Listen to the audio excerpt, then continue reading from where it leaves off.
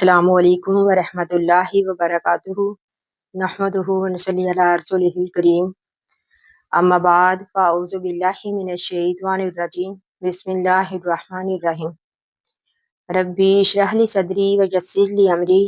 واحلل عقدۃ من لسانی لیفقہوا قولی۔ آج ہم انشاءاللہ پڑھیں گے سورۃ ابراہیم کی آیت نمبر 9 سے۔ اللہ تعالیٰ اس آیت میں فرماتے ہیں علم یاتکم نبأ الذین من قبلکم،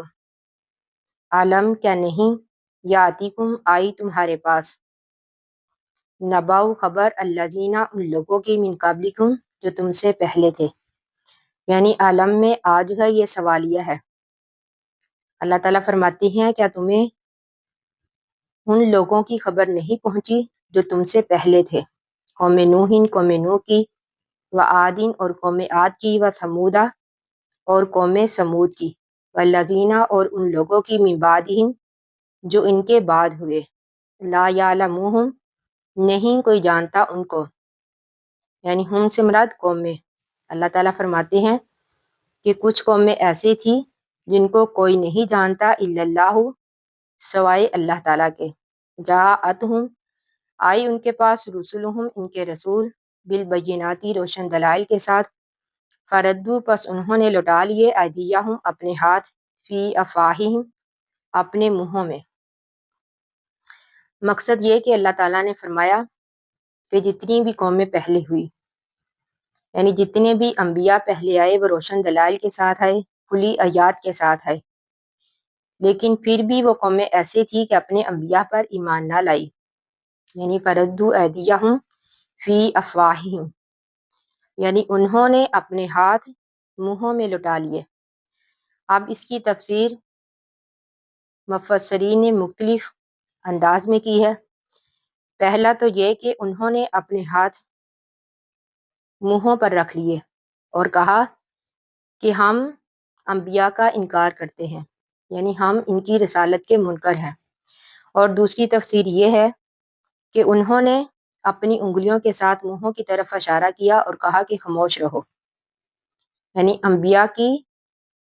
باتوں کی طرف توجہ مت دو۔ اور ایک تفسیر یہ کی ہے کہ انہوں نے مذاق کے طور پر، یعنی تعجب کے طور پر اپنے منہوں پر ہاتھ رکھ لیے اور کہا، یعنی ہنسی روکنے کے لیے، یعنی جیسا کہ کوئی انسان کسی کا مذاق اڑاتے ہوئے ہنسی روکنے کے لیے اپنے منہ پر ہاتھ رکھ لیتا ہے، یعنی ان قوموں نے بھی ایسا ہی کیا، یعنی انبیاء کا مذاق اڑایا۔ اور بعض مفسرین نے اس کی تفسیر یہ کی ہے کہ انہوں نے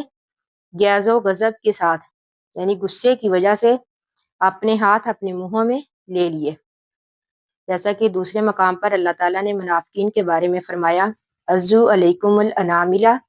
من الغیظ، یعنی یہ منافق جو ہے تم پر اپنی انگلیاں غصے کی وجہ سے کاٹتے ہیں۔ یعنی معنی جو بھی لے، تفسیر جو بھی لے، مطلب یہ کہ انہوں نے اپنے انبیاء کا انکار کیا، یعنی کھلی آیات دیکھ لینے کے باوجود، کھلی نشانیاں دیکھ لینے کے باوجود انہوں نے اپنے انبیاء کو جھٹلایا۔ وقالو اور انہوں نے کہا، انا بے شک، کفرنا ہم انکار کرتے ہیں، بما اس چیز کا، ارسلتم بھی جس کے ساتھ تم بھیجے گئے ہو، یعنی انہوں نے اپنے انبیاء کو جواب دیا کہ ہم رسالت کے منکر ہیں، وَإِنَّا اور بے شک ہم، لافی شکین البتہ شک میں ہیں، یعنی لا کا معنی البتہ، لافی فی کا معنی میں، لافی شکین البتہ شک میں ہے، مما اس چیز سے تادوننا کہ تو ہم کو بلاتا ہے، علیہ اس کی طرف، مریبن گہرے شک میں، یعنی ان قوموں نے آگے سے جواب دیا کہ ہم، یعنی انبیاء سے کہا کہ جس کی طرف تم ہمیں بلاتے ہو ہم اس کی طرف سے گہرے شک میں ہے، یعنی مریبن کا معنی ایسا شک جس میں انسان مبتلا رہے، یعنی ایسا شک جو انسان کے دل سے نہ جائے، یعنی ہم گہرے شک میں ہیں۔ قالت تو کہا رسولہم ان کے رسولوں نے، آفی اللہ کیا اللہ کے بارے میں، یعنی یہاں پر بھی آج ہے یہ سوالیہ ہے، یعنی جب قوموں نے جھٹلایا تو انبیاء نے آگے سے جواب دیا، آفی اللہ کیا اللہ کے بارے میں شک کرتے ہو، فاطر السماوات، فاطری پیدا کرنے والا ہے السماواتی آسمانوں کو والارضی اور زمین کو، یعنی اس اللہ کے بارے میں شک کرتے ہو جس نے آسمانوں اور زمین کو پیدا کیا۔ یدعوکم بلاتا ہے تم کو، یعنی اللہ تعالیٰ، لیغفرا تاکہ معاف کر دے، یعنی لام کا معنی تاکہ، لیغفرا تاکہ معاف کر دے، لاکم تمہارے لیے، من ذنوبکم تمہارے گناہوں کو، یعنی اللہ تو اپنی طرف بلاتا ہے تاکہ اللہ تعالیٰ تمہیں معاف کر دے۔ وَيُؤَخِّرَكُمْ اور ڈیل دیتا ہے تم کو، اِلیٰ اَجَلٍ مُّسَمًّى ایک مقرر وقت تک، یعنی اللہ تعالیٰ ہر کسی کو ایک مقرر وقت تک ڈیل دیتا ہے۔ جب وہ وقت آ جائے گا، جب وہ مقرر وقت آ جائے گا تو پھر نہ تو انسان ایک گھڑی آگے بڑھ سکے گا اور نہ ہی پیچھے ہٹ سکے گا۔ قالو تو کہا انہوں نے، ان انتم نہیں ہو تم، یعنی قوموں نے آگے سے رسولوں کو جواب دیا کہ نہیں ہو تم،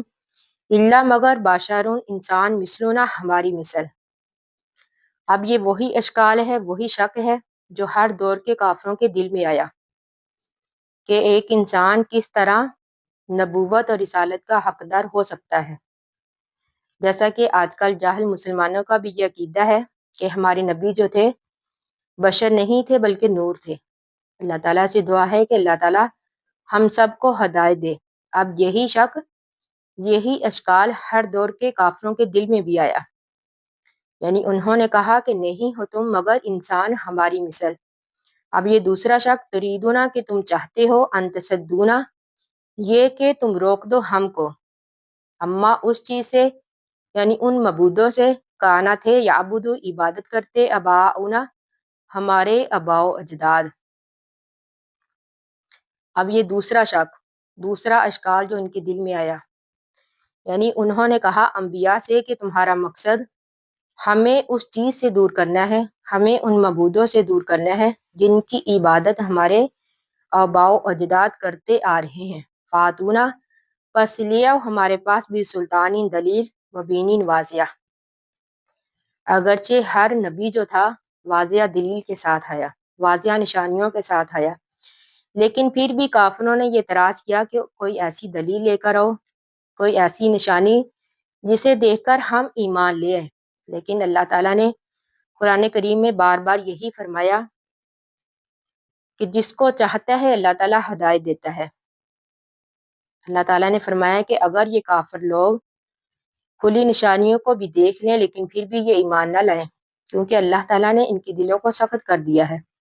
ان کے بار بار کفر کرنے کی وجہ سے، بار بار گناہ کرنے کی وجہ سے۔ باقی ہم انشاءاللہ کل پڑھیں گے۔ اللہ تعالیٰ سے دعا ہے کہ ہم نے جو بھی پڑھا اللہ تعالیٰ ہمیں اس کو سمجھنے اور اس پر عمل کرنے کی توفیق عطا فرمائے۔ آمین ثم آمین۔ آخر دعوانا ان الحمد للہ رب العالمین۔ السلام علیکم ورحمۃ اللہ وبرکاتہ۔